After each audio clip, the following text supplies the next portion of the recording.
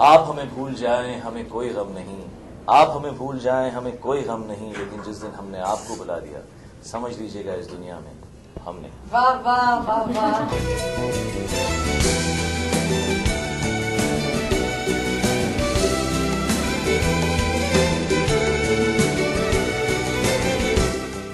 तेरी मेरी कहानी हमारी नई फिल्म है जो जून 22 को आएगी एंड हम बहुत एक्साइटेड हैं इस फिल्म के बारे में क्योंकि ये 3 जिंदगियों के बारे में है। इसमें कोई पुनर्जन्म नहीं है, रीइंकार्नेशन नहीं है, लेकिन ये 3 लाइफ स्टोरीज हैं, 3 लव स्टोरीज हैं जो 3 लाइफ टाइम्स में आती हैं। एक 1910, एक 1960 और एक 2012। So we are very excited about it. ये बहुत सीरियस लव स्टोरी नहीं है, it's an entertaining love story, so it's quite a bit of comedy, there is a lot of entertainment, but love stories are not they're not loud.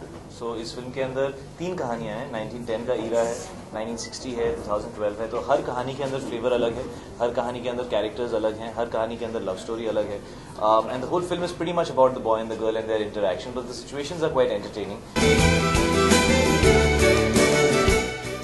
I think the beauty of the film is where you get to see the same 2 actors do 3 different parts, and in all 3 parts their love story is funny yet breezy yet entertaining at the same time, और flavour तीनों का बहुत ही अलग है। जैसे 1910 का जो portion है उसके अंदर शायराना माहौल रखा गया है, तो लड़का लड़की को पटाने के लिए शायरी करता है, काफी बदतमीज लफंडर टाइप का लड़का है, तो जो भी करता है वो it is quite entertaining. 1960s के अंदर we use the whole flavour of उस वक्त शम्मी जी देव साहब की फिल्में जिस तरह की होती थी और जिस तरह के कैरेक्टर्स उनके होते थे, very likeable characters, very simple but lovable characters.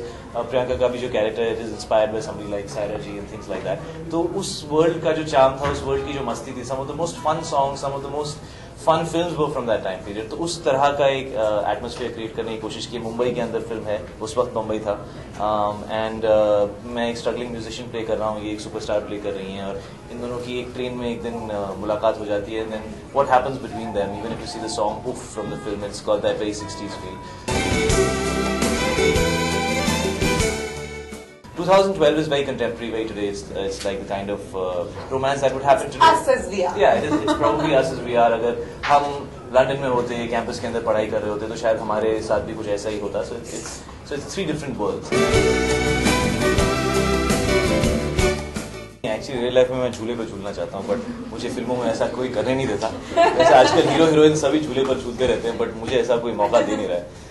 But Shayari I think एक टैलेंट है, और इससे पहले मुझे शायरी के बारे में ज़्यादा कुछ पता नहीं था, लेकिन ये फिल्म करने के बाद मुझे ऐसा लगा कि shayari is very cool, and I think it's fun to do shayari, and I think लड़कियों को भी अच्छी लगती है। मगर जब भी ये शायरी मैंने कहीं भी बोली है तो लड़कियां हमेशा थोड़ा सा शर्मा जाती हैं, तो that means at some level I guess girls like shayari, girls like being romance, so it's fun. जी अगले साल मैं 2-3 फिल्में जो कर रहा हूँ उसमें से आई थिंक एक तो एक्शन फिल्म है ही, बिजॉय नाम्बिया जिन्होंने शैतान बनाई थी, उनके साथ I am doing a very dark film, AG film, तो उसमें एक्शन है काफ़ी सारा, और एक और फिल्म भी है जिसकी बात चल रही है, which will also be an action film, but that will be more a masala action film.